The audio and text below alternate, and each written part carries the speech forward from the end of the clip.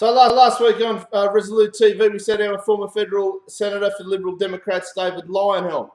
He's got a unique take on everything. The guy is pretty clever. He's really clever, and he's very interesting. We released his first interview with us in its entirety, so now here's the second one in full for you guys. All right, so everyone, we'd like to welcome back former federal senator David Leyonhjelm of the Liberal Democrats. Are you still technically a member, David? Of the Lib Dems? Oh yeah. I never left. Yeah. No, that's all right. I just the words formally of, and just to clarify, you are still a member. I'm still a member, even though I'm not on any committees anymore, or for the minute. So it's nice to have you back. I'm still actually the registered officer for the party in New South Wales and Victoria, and I'm something in Western Australia too. I think I might still be the registered officer, but no longer the party agent or something like that. So I'm not on any executives, and I don't want to be, but I'm still there, and I'm basically on the corporate memory anyway. When the treasurer wants to know why did we do this, why did we spend money on that, how did we do this, there's a very good chance that I'll be the one who knows, and nobody else. Yeah. No, I've always put forward that they'd be foolish to lose you as even a valuable asset, so just experience from across business and politics. We don't have anybody with that sort of level of active experience, I suppose, within the party. So it would be very foolish for them not to try and work with you and use you as much as possible, or as much as you allow them to use you, and vice versa, I suspect. So that's just always been my view on it. Well, the other thing is with the party, I mean, I ran it for 13 years. So I was the reason it didn't die in 2005. It was pretty close to death. I set up all its administrative processes, database, bank accounts, financial accounts. Largely, if not entirely, because of me, we got federal registration. But then we got state registration in South Australia. Then we got registration in Victoria, registration in Western Australia, registration in New South Wales, all while either I or my staff, acting on my direction, were running the show. And, so I don't say that because I want a pat on the back. My point is that I have a strong sense of, I don't want to see that work undone. A lot of effort went into that, and it would be tragic if, because some people got shits with me, that the party was to lose all of those gains. We can still come back from where we are. We still hold seats in 2 states, and with a very good prospect of picking up a seat in New South Wales at the next election. We can win local government seats all over the country if we go about it the right way. But we won't do any of that. We won't retain seats. We won't win new seats if there is a concerted effort to pick on me and blame me for imaginary things that went wrong. So it seems to me that if you believe in the cause of the party, then you sort of say, well, I don't really care who's doing it as long as someone is. Yeah.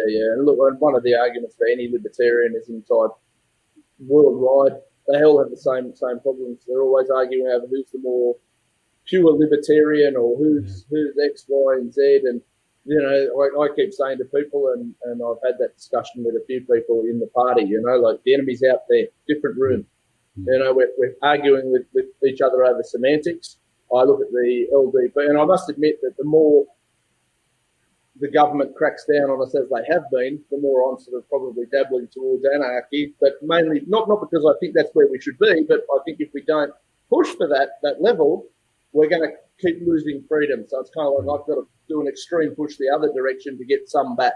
That's sort of, probably a bit of a visceral reaction that I have. Yes. And if you trust the government, you'll always be disappointed. That's the point.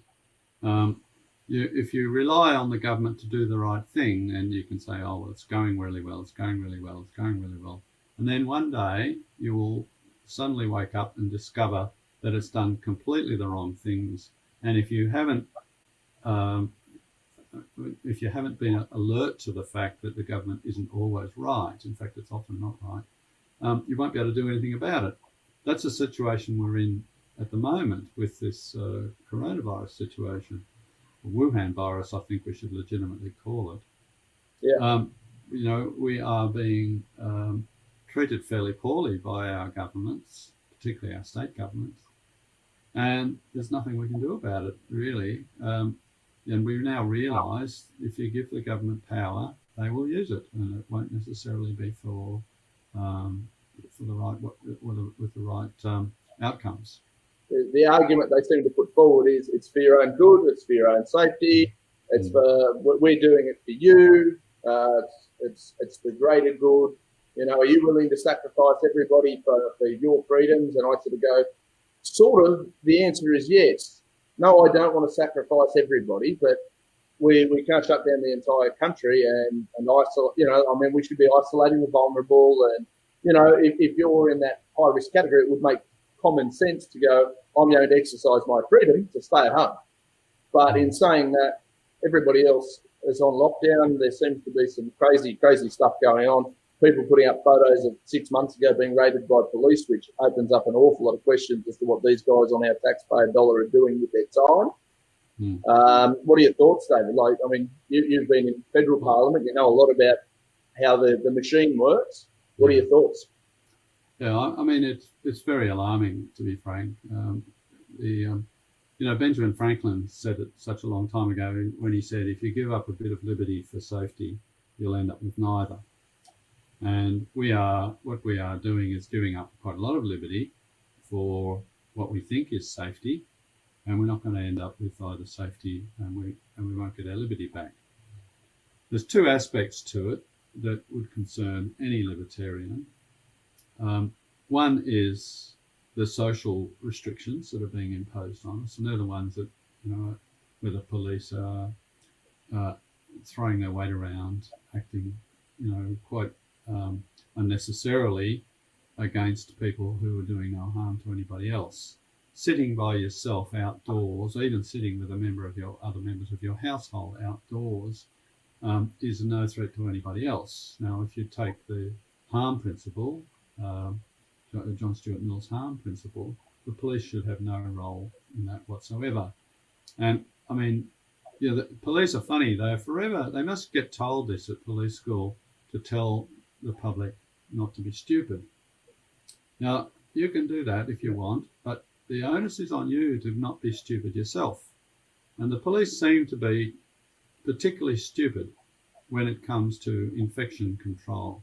Viruses don't like sunlight. They don't like ultraviolet light. They don't live outdoors.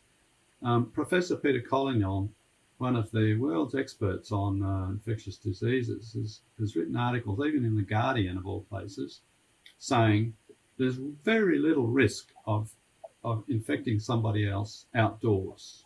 So this idea that a person sitting by themselves or sitting with other members of their household, having a picnic on a rug in a park with mum, dad and the kids or whatever, totally harmless. It's totally harmless. And the thickhead police can't get it through their heads that they are there with responsibility for infection control, not people control. They are achieving nothing whatsoever. They're not doing any good for the people affected. They're not doing any good for anybody else. They're just making a pest of themselves. So those sort of civil rights along those lines are a major concern to me and anybody else with a bias towards liberty.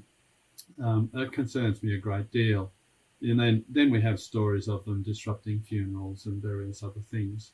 They seem to think that anything they can do to disrupt a group, an assembly of any description, is somehow doing somebody some good somewhere, and it's not true. There are particular situations where infection is more likely, and if you look at what they're doing in India, well, they're trying to tell everybody to go home, and of course they're jam-packed, shoulder to shoulder in trains, trying to find room to get out of the big cities and go to their villages. I mean, that's where infection, outdoor infection and indoor infection, that's where that occurs. I should add that I'm a veterinarian and we know a lot about infection, although nobody seems to ever give us any credit for it in the current debate. We also know quite a lot about epidemics. We don't call them epidemics when they're amongst animals, they're called epizootics, but it's the same thing. And, you know, foot and mouth disease, blue tongue, rinderpest. African swine fever is an epizootic that is sweeping right through China and Asia and so on. And there's no vaccine for it. It makes the pigs sick and kills them. And it's out of control except by slaughtering. So, you know, we know about epidemics in the veterinary world. So I'm not speaking from the amateur epidemiologist point of view, the one who can spell epidemiologist and stuff now is one. So, but you did make a good point there. Is about the vaccine. Do you actually think there's one on the horizon, or do you think they might have had one and just decided to see what would happen? I mean, conspiracy theorists would say that there's that, you know, that Bill Gates is sitting in a corner with the vaccine ready to sell it as soon as he's happy that everybody's compliant enough. Is that a conspiracy? Is that happening? Is it possible? I think it's not. The Bill Gates conspiracy theory, frankly, it's nonsense. And I think it's actually a bit insulting. You know, you don't have to agree with the guy's politics to criticize everything. You don't have to criticize him what he does on the basis of his politics. He's a little bit lefty in his politics, but he is the world's most generous philanthropist. He's extremely rich, but he is giving. You can't die. You can't take that money with you when you die. And somebody's explained that to him. He's got it, and now he's using it for what he thinks is a good thing. He's not in the vaccine business to make money. He doesn't need money. He's got billions and billions and billions of dollars. You know, even if the vaccine sold shitloads and he made billions of dollars, what's he going to do with it? He doesn't need it. So you know, I just don't subscribe to these theories about conspiracy. But your broader question about a vaccine, I know about vaccines too, and I know how you know, in theory they're fine. You take the organism that's causing the disease, you either kill it and add an adjuvant to it, which is just an immune booster, or you modify it so that it's still alive and it produces an immune reaction in the body, which is then protective against the dangerous version of the virus. Now, that's the theory of vaccines, and we do it all the time. We have those vaccines available. There's two things that are of major concern. One is that if the coronavirus is anything like the influenza virus, a vaccine will be of limited value, if any value, because the virus will keep mutating. It will change. And so by the time you have a vaccine against one variety of the coronavirus, there'll be another variety out there infecting people. So that's one risk. The other thing is that coronaviruses, the common cold is caused by a number of different organisms, amongst them a variety of the coronavirus. There has been work aimed at a vaccine against the common cold now for decades, and they haven't come up with one, and that includes work on coronaviruses. So this idea that there will be, without doubt, a vaccine against this particular virus, an effective vaccine, within 6 months, 12 months, 18 months, I think, is wishful thinking. It may be true. They're doing some wonderful stuff these days with the genes of viruses, and you know, you never know. Some of this modern technology may come through, but history would suggest it's wise to be cautious. So that poses then two questions from well, my perspective and probably a lot of other people's, David, is one, if you see it as being highly unlikely that they will be able to create an actual viable vaccine, does that not scare the pants off you that our current Prime Minister and many of our premiers are coming up with the statement that all this will continue in some guise or fashion until a vaccine has been found? Because that could be a never-ending story of, guess what, you're all in lockdown forever. Yeah. Which that certainly makes me nervous.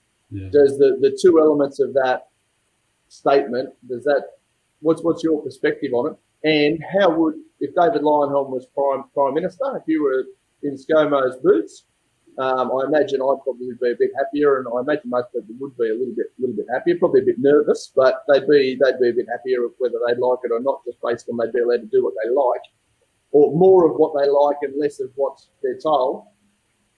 How would you tackle it? What would be your view on, okay, this is how we tackle the coronavirus and this situation as it is? Well, again, reverting to my veterinary background, the answer is herd immunity, what's called herd immunity. And the reason it's called herd immunity is because we know it well in the veterinary world. That's how we have dealt with epidemics of epizootics in the past.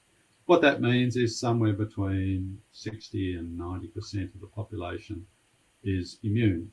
So the virus can't just go around replicating and transferring from person to person, because it if you've got it, but you come in contact with 10 people and 9 of those 10 people are immune because they've been back, because they're immune, because they've had the infection,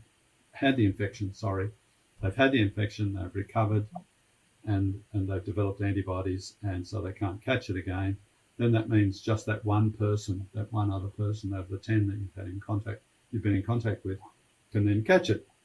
That's what herd immunity is about. So it'll still trickle around the community, but it won't sort of spiral out of control. So a bit like with the kids with measles or the chicken pox or something along those lines. Mumps, that's right. All of those ones, before we had vaccinations for them, that's exactly what used to be the case. And when we were kids, and certainly I went through them all myself. I got chicken pox, I got the mumps, I got the measles.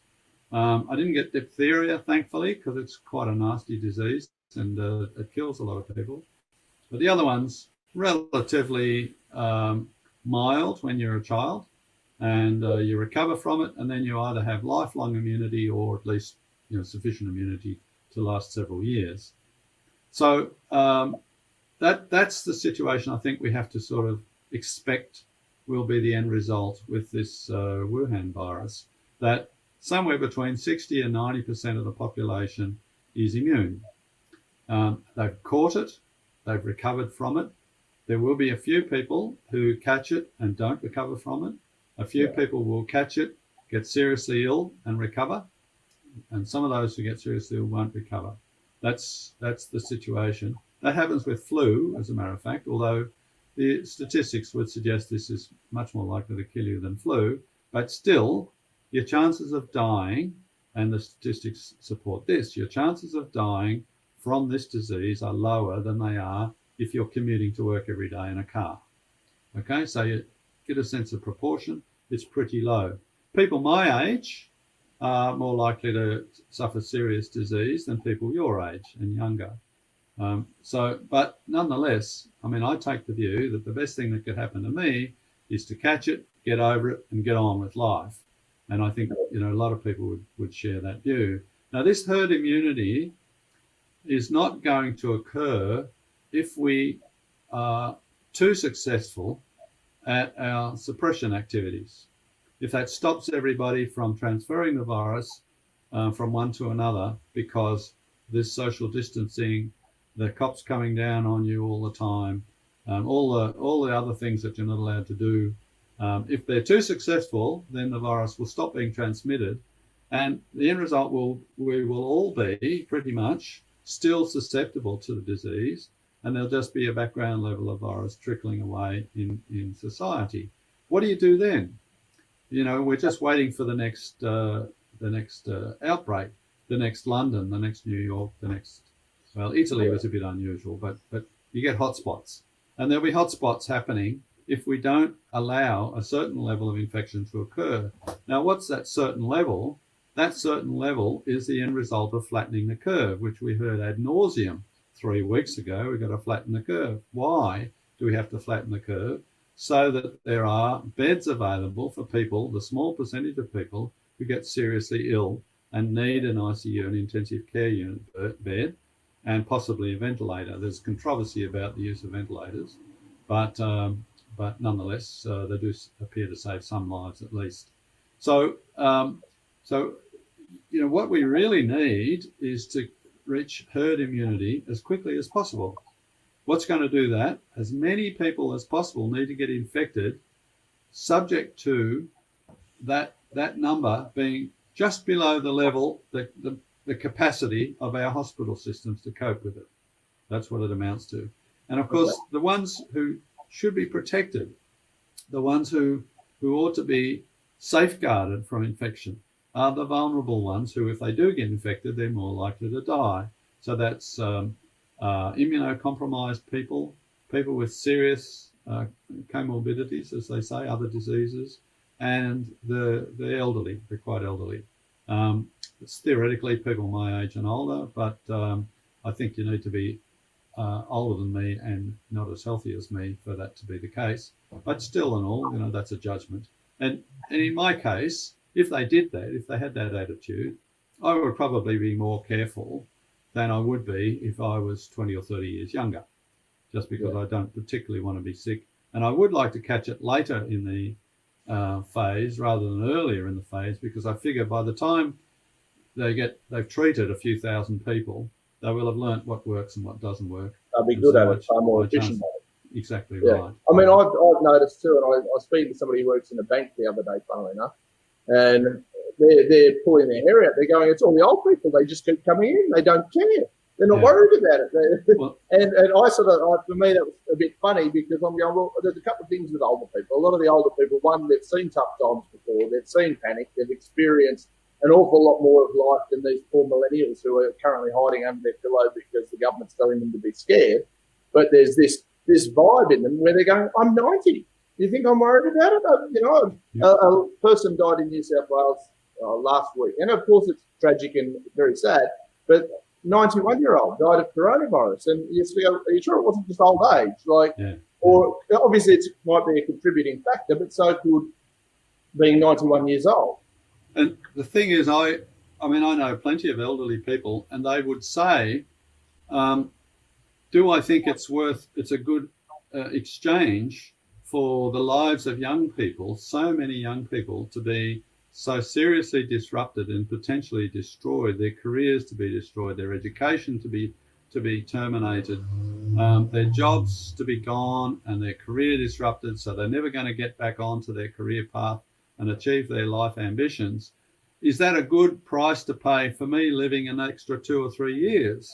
And the old people I know will say, no, the hell it is. I've had a good innings, and the world belongs to the youngsters. You shouldn't go making those sort of sacrifices just so that I can live an extra couple of years. The SJW element would go, that's a very selfish outlook, in my brain, it's sort of a bit of backwards way they look at things. They sort of go, well, for everybody, we should be safe and locked in our houses. And I've got this image of battery hens in my brain where we're in this tiny little space. And people have bigger houses and smaller houses, but we're sort of being confined to a tiny little space, or a bigger space depending on where you are. But you're confined, and you're sort of being told when and where you can go and how you can go and what you can do. And the oldies are kind of going. I've got an auntie I'm very close with who I think is in her 70s or pushing 70, and she's just not interested. She's not out having the time of her life, but she just doesn't care about the social distancing and stuff. She's like, if I get it, I get it. I've got a life to live, and so does everybody else. That's right. Yeah. In fact, I suspect that the people most concerned about protecting the elderly, saying we've got to lock down, we've got to maintain all this strict distancing.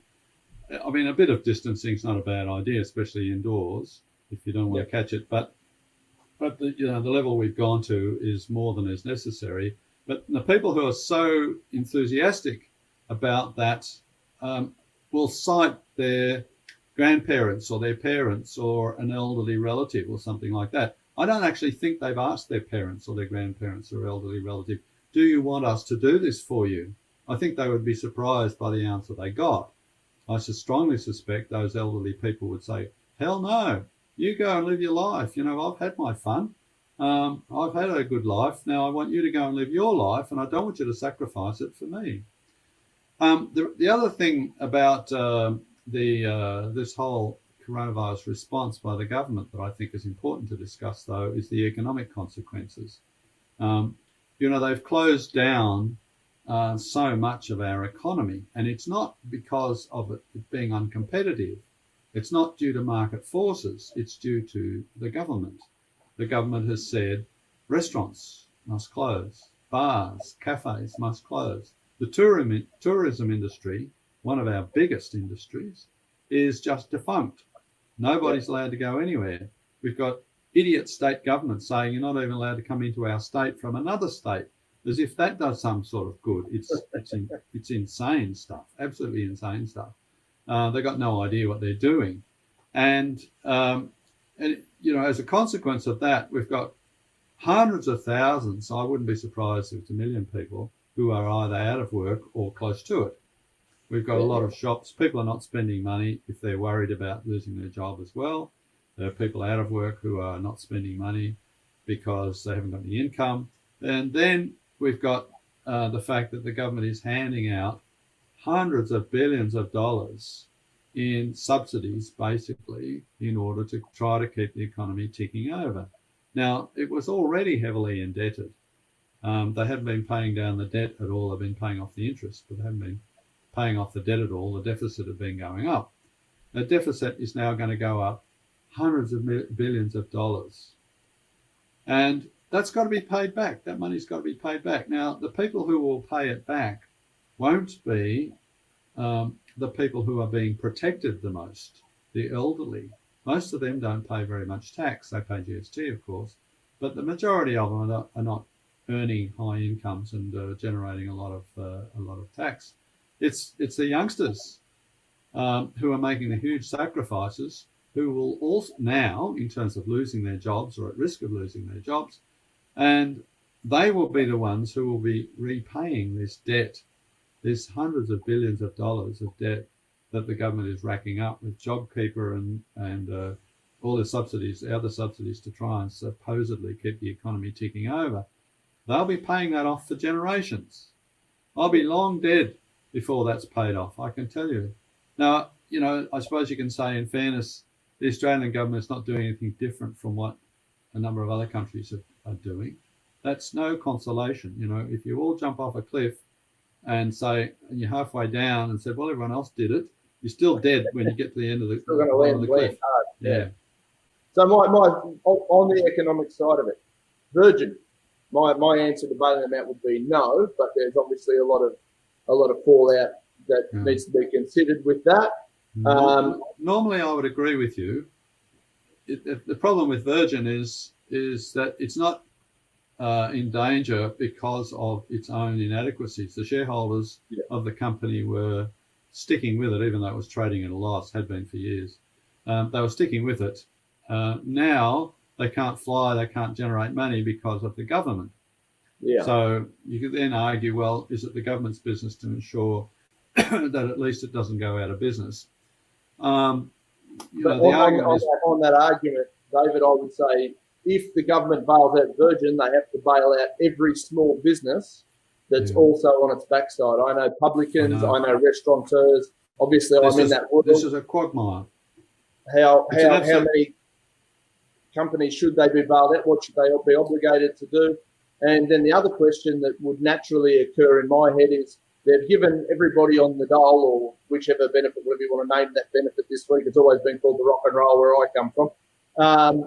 But they've all received a pay rise. Now, their life hasn't actually been affected any more or less than the people who have been working and lost their jobs. So I can see great value in the people who have been forcibly put out of work receiving that little bit of support. Now, my instinct naturally is no, ever, but this is government directed. So they've kind of got to take responsibility, even though I don't want them taking responsibility. I want to bugger off and leave everyone alone. How would you tackle it? What's your thought on it?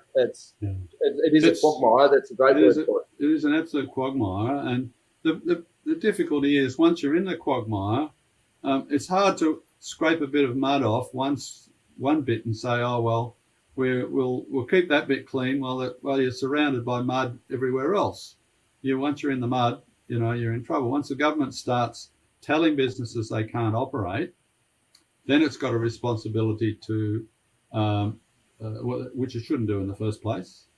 Yeah. And once it starts helping businesses to remain in business, where does that end? And this is, the fundamental libertarian issue, the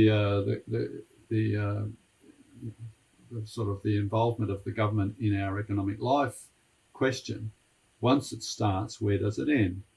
And in a libertarian world, it wouldn't get involved at all. This is a hard one to explain, and you've obviously had a lot of more experience explaining than what I have, and we have very different styles of communicating with people. But people go, well, how would you run a country that doesn't have a welfare system? And you sort of go, from my perspective, you kind of go, well, they keep all their tax during their working life. It would change the entire scope of the entire country to do what most libertarians would like to do. From where we are, we just want to backtrack it as much as possible. Yeah. I mean, I know publicans who are newly owned in business. They've gone out, they've risked everything in the last 6 to 12 months. They've employed people, they've created businesses. Now they've been told, sorry, you're not eligible for any of the support, but no, you can't operate and you can't trade. They're devastated. I mean, I don't know what the suicide rate will be in line with coronavirus deaths versus all this, but I know an awful lot of people in small business who are very, very stressed. One of our guests for this week's episode is a guy on the Central Coast named Logan Dart. He owns two little a smokehouse type restaurant and a cafe, and he's had his local council coming down on him like a ton of bricks for trying to run a drive-through type scenario out the front of his cafe. He's trying to kill himself to keep things going, and he's getting shut down by some overzealous ranger. I mean, it's an outrage, but what do you do? How do you tackle it? Yeah, well, I mean, it's no consolation to him, but he'd probably win in court, but then he'd have to pay lawyers to do that. And, I find all the time when I say to people, if you took that to court, you'd win. They won't do it because they don't want to go through that process. So what would you do? Yes, I mean, libertarians are not anarchists. So we say there is a role for the government. What is that role? So the anarchist view is there's no public health system whatsoever. Yeah. That's not the libertarian view. The libertarian view says there is a safety net for those who can't fund their own health care, but everyone who can fund their own health care should do so. Yeah. The anarchists say schools should all be privatised and the government should have no role in education. And, we can have some sympathy for that, but that's not the libertarian view. The libertarian view is that no child should be deprived of an education simply because their parents are unable to, or won't, or too drunk or too druggy or whatever, to ensure that they achieve an education. That's right. So there needs to be a safety net. But the safety net is for safety. It's not for everybody. Everybody doesn't need a safety net. There are plenty of people capable of funding their own health care, their own children's education. Of course, plenty do that with private schools now anyway. Yeah.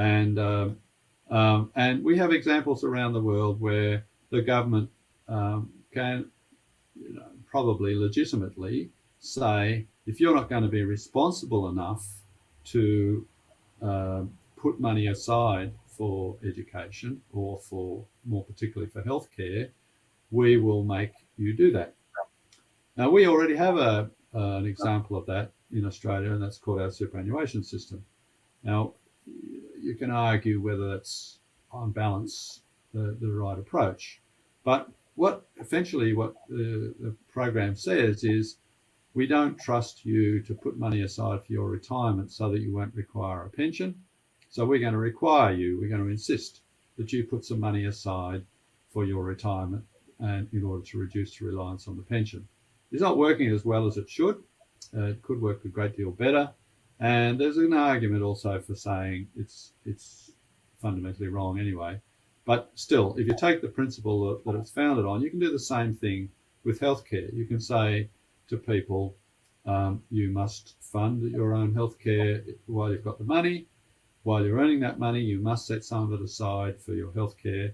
Yes, you can do that via insurance. So you must take out an insurance policy, health insurance policy. Yeah. And of course, the health insurance policies that we have at the moment are crap because the government regulates the hell out of them and says what they're allowed and not allowed to cover. If you took those restraints away, then it wouldn't necessarily be a bad thing at all. The health insurer would cover your health costs, and you would put money aside in order to cover the premium for that. And the tax system can kick in there. You wouldn't necessarily pay tax on the money that you put aside for your health insurance. So it's a bit like the superannuation money. There's no particular reason why. Well, that has a lower tax rate. I think the tax system on the super is a bit weird, but we concessionally tax the money we set aside for our retirement now. So it's not a big deal to extend that to other areas. Yeah, right. I mean, look, I guess the argument for it gets a bit scary. I think the Australian Taxpayers Alliance worked it out to be somewhere around the vicinity of 50 to 60% when it all is said and done on the exorbitant taxes. I did a little video once upon a time when I was first working out how all this technology works. And there's about 125 different taxes that the Australian government at various levels inflicts upon its citizens. Surely that could be, and this is probably a full topic for another day, but I mean, surely that could be streamlined into something far more sensible and something far less taxing on the average Joe. The average Joe is paying a huge amount out, and the argument for it is, but at the end of the day, we'll give you Medicare. Well, okay, that's great, but you should have the option to say, well, I don't want to pay the Medicare levy. I'm happy to have my own private insurance, or I mean, that's how I sort of read it. Is you can't put a gun to my head and take from me here and then say, but if you're over a certain age, we're going to tax you more if you don't have private health insurance. That's like a double dip, as I read it. So this is a very relevant question in the context of the coronavirus epidemic, because when this is over, I guess the definition of over is a moot point, but once we're through this and the government looks at our massive debt, and it will be enormous, absolutely enormous. It will be, it'll make what we've currently been complaining about, the government debt, look like a joke. It'll be massive by the time it stops increasing. So the question then will be, okay, what is the government going to do about it? I could pretty much guarantee that if it was a Labor government, they would look for ways in which to increase taxes. So they might want to raise the GST. They probably want to tax retirement savings. They'll probably want to increase the marginal tax rate on high-income earners. They'll probably want to raise company tax. Liberal government's quite likely to be tempted by the same things. There's no dominance, if you like, of free market liberals, small L liberals in the Liberal Party. There are a few who believe in that, but their voices are a bit quiet. So, but the argument has to be made that the way in which the government can pay down that debt and get it under control quicker is by lowering taxes, not by raising taxes. Now, why is that? Because when people have more of their own money in their pocket, they're more prosperous, they feel more prosperous, they spend more. When they spend more, it goes into other businesses, it cycles around the economy, generates more profits, they pay more tax, that goes to the government and pays down the debt. The more you tax people, the less money they have to spend on their own things. Business profits and out stealing money from you versus saying, look, there is a tax on a packet of cigarettes, but if you choose to use it, it's your money, go for it, be aware that there is that fee there. And I'm not for the cigarette tax or any of it so much, but that it's a voluntary tax. You choose to spend that money as opposed to the government, whichever one of the big two it is, going, well, we're taking it regardless. Yeah. Well, that's at the nanny state. Well, that's right. Yeah, how you spend your money is up to you. The point is, if the government lowers income tax, lowers company tax, lowers property taxes as well, those sorts of things, all the activities with lower taxes will increase. People will have incentive to do more. They will have incentive to work longer and earn more money because they keep more of it in their pocket. Companies have a greater incentive to invest and employ people, invest, and more profitable. property taxes are lower, so people have greater incentive to buy and sell property, and all of that generates greater economic activity, greater profits. That ends up going back to the government in the form of taxes. So I think there's a very strong argument for saying that when we try to come out of this, and we've got a whacking great debt that we can't see over as a consequence of all this largesse, that the quicker solution to paying it down would be through lower taxes, not through higher taxes. Now, I'd be surprised if we hear that coming from anybody near either the Liberal or the Labor parties, but nonetheless, the argument has to be made. We have to find ways in which to get it out. To me, that's actually a logical thing, is take the handcuffs off and let the doers do. And the doers tend to drag other people along with them anyway. They can't help themselves because they need the help. Whereas the bureaucracy, which is both big parties, their natural inclination is just to clamp down and restrict anybody's ability, which isn't going to get us out of this quagmire, as we said. It's got to be the doers that lead us out of it, because I don't know too many politicians, and I don't want to be nasty. Some of them I've met through our adventures with the LDP, and they're nice enough people, you can have a beer with them, but a lot of them are very reliant on the state. They're not doers as such. Yeah. We need the people who are going to be out there building businesses, creating companies, employing people, generating things. That's true. Most politicians' concern is getting re-elected. And so if they can make themselves look good by handing out money to potential voters or to voters, don't care where the money comes from. They can say, look at me, I'm giving out money, for a hell of a good cause. There's enough people who will be influenced by that it potentially helps them get voted back in again. That's the problem.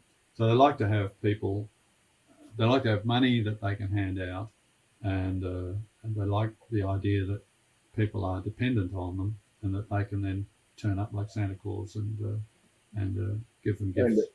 And it's really easy to hand out money when it's not yours to hand out. If you came to me and said, Dean, I've got $1 million, I'd like you to distribute it, I'd have a great, there you go, look at that. I'd be the most popular bloke in Australia, but, is it really tangibly getting an active, productive result? I'd like to think I'd spend it wisely, but I can't imagine everybody would. Yes, so that's quite right, yeah.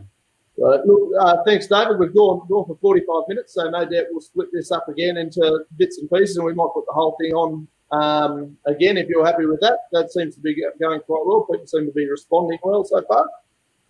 So, look, thank you for your time, and we might try and organise a time early next week again to do something similar. We'll pick a new topic. Okay, good then. All right, David, thanks so much. Appreciate it. Hey guys, if you have enjoyed today's episode, please be sure to subscribe to Resolute TV and click the bell, and be sure to subscribe and to click on all of our guests today. They have lots to offer, and we will see you next time on Resolute TV. Thanks for watching, guys.